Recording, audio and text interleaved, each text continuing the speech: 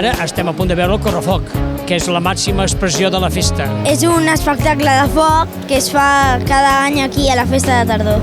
Ara ens trobem a la plaça de la Vila, instants abans que comenci el correfoc. El que passarà d'aquí uns instants serà que hi haurà una tabalada conjunta de les colles timbaleres, dels cornuts, dels timbalers de la Garsa, dels timbalers dels Diables Rojos.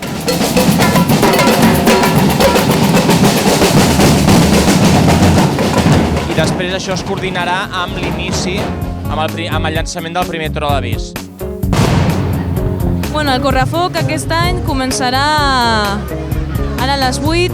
Em sembla que no hi haurà l'espectacle que hi ha cada any, que és molt maco i és una llàstima. Aquest any no fem l'espectacle, a veure, per unes quantes raons, perquè ens hem quedat sense un dels principals escenaris, que era el volcà que posam allà a davant d'aquí de l'Ajuntament. A vegades hi ha un volcà que es fica dins o, no sé, algunes altres coses, algun any. Vam decidir, doncs, per no fer un bolet o no fer alguna cosa, doncs no fer l'espectacle, perdó. Amb un dimoni que ve com amb una carrossa, així, que porta una presó amb dos angelets. Hi ha diversos espais de foc, principalment campanar, plaça de la Vila i la bastida que tenim aquí al bell mig de la plaça, i a partir d'aquí poder fer tot el que és l'encesa al campanar, il·luminar la plaça amb les cascades i donar el tret de sortida al correfoc. El foc, el fum i tot l'envoltall de diables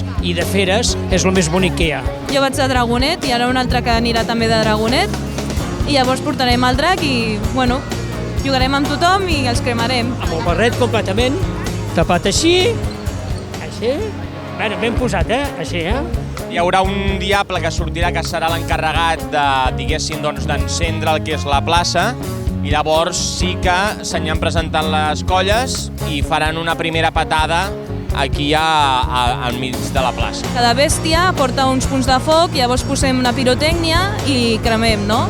I llavors fem un recorregut, la gent balla amb nosaltres fem actuacions i hi haurà molta foc.